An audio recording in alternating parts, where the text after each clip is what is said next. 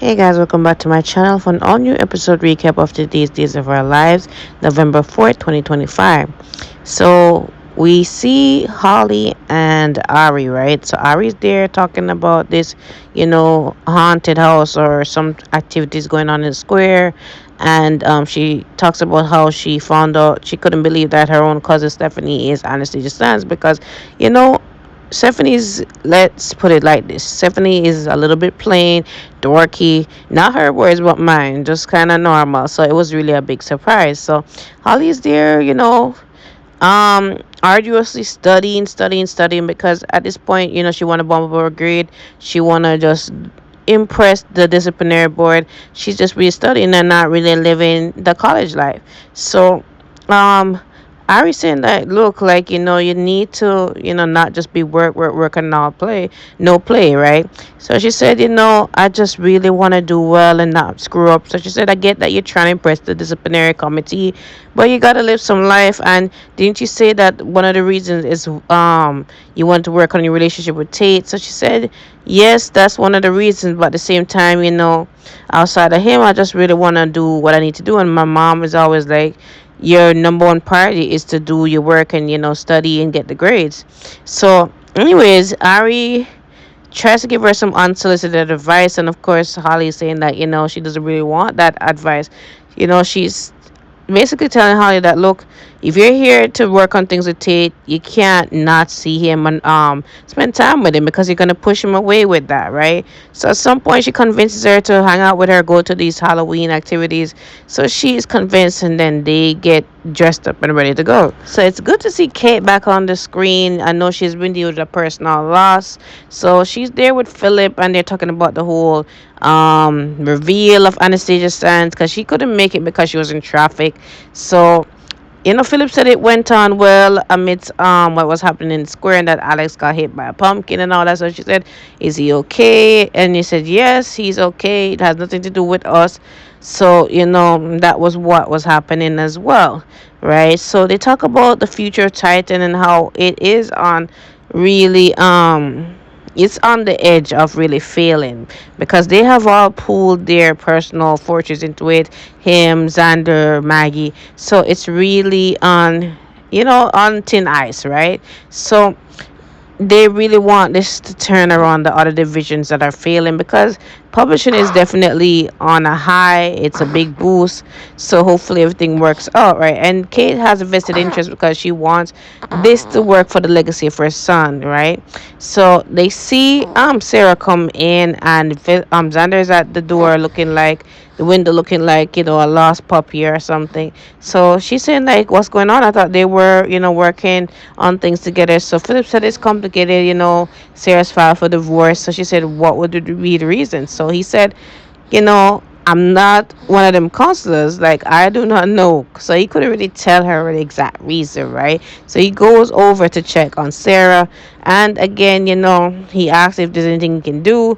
So Sarah said, you've done enough. So he asked Sarah that, look, I'm sorry for what happened. And I'm just asking you, I know I shouldn't ask, but I'm asking you to just keep things quiet. I don't want my mom to know, because if my mom know, she's gonna kill Xander, and then it's not gonna be good, especially with your mom involved and all that. So she said, yes, you have my word. I won't say anything, even though I really. So Brady finally catches up with Rachel after being briefed about what really happened in the square earlier, and he tells her that, look, Marlena called me over to get you home. So she said, is she mad at me?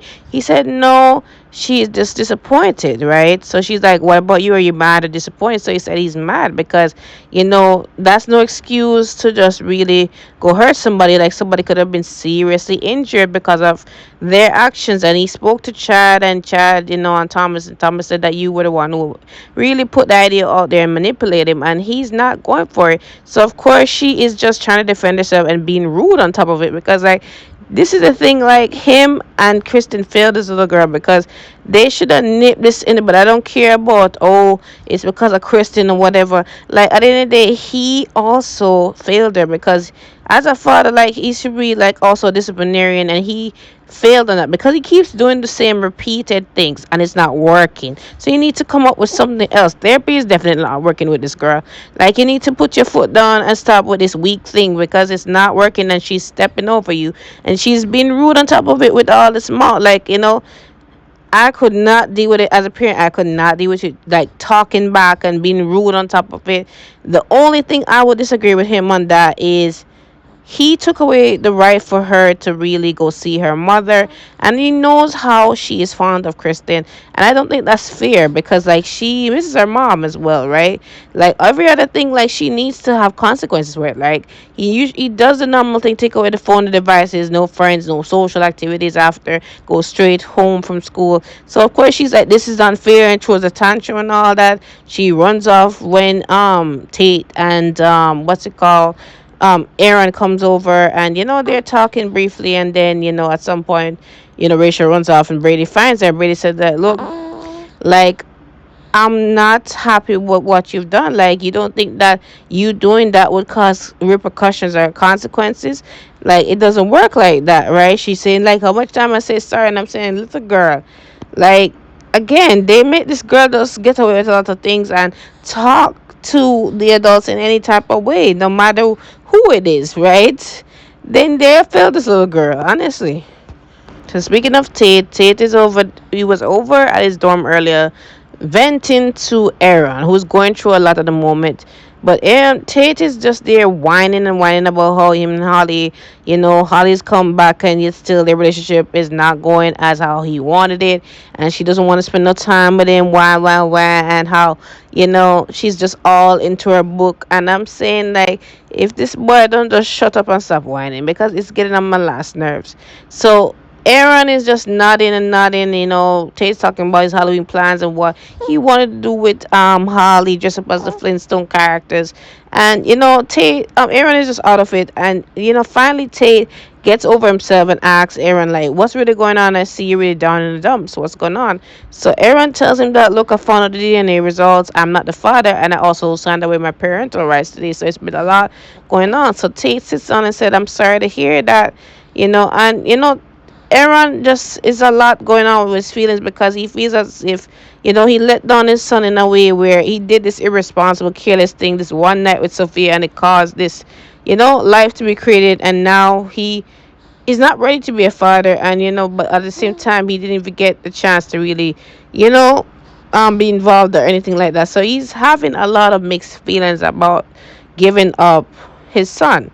So T can understand in a sense because he has been there this whole year, and he said if you need anybody to talk to, I'm here, right? So, anyways, he does invite him out to go to this Halloween thing in the square, and as a little romance date, whatever. So he obliges to come as well, and they dress up, and yeah, that was it with them. So back to this whole thing with Sarah and Xander. Sarah is taking out Victoria. She's dressed up in her costume. She's talking about how she's the fairest princess of all.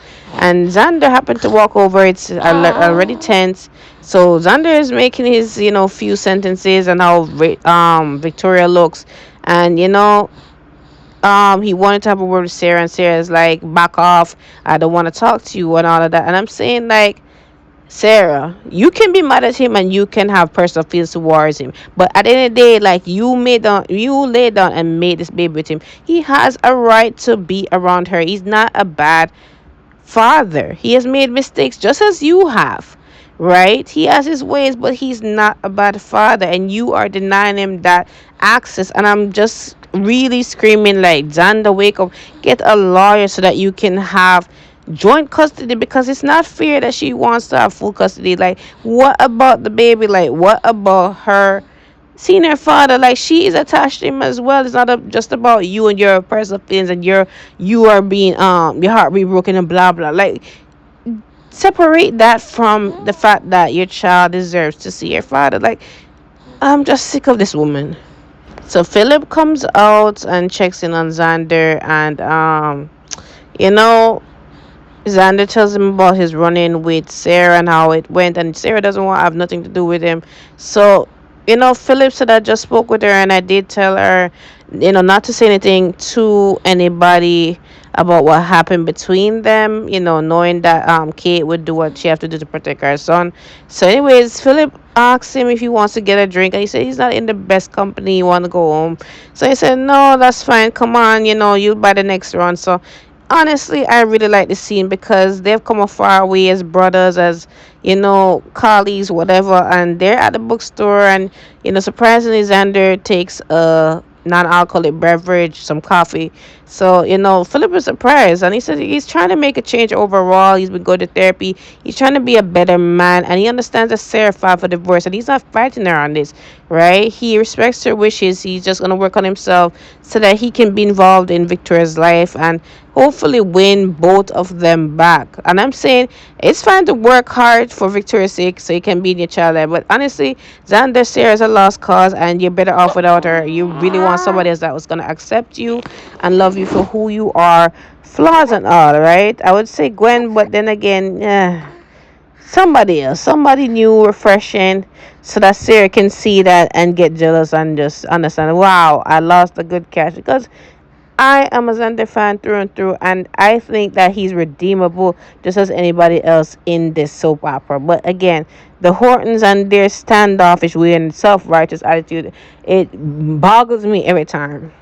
But anyways, Philip is there for just moral support, and he also wants to be a better man, and he wishes him the best. He knows that he's a great father to his child, and that you know she loves him, right? And he assures him that that is a motivation to really work hard. So anyways, back to the pub, Brady comes in. At some point Rachel did run off to Xander, and Xander's like, anything, what's going on, whatever. So she said, I'm in trouble. So Xander said, I am too.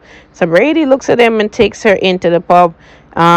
They sit with Sarah, and Sarah's like, what's going on with you? And she hugs her because again, she's very fond of Sarah.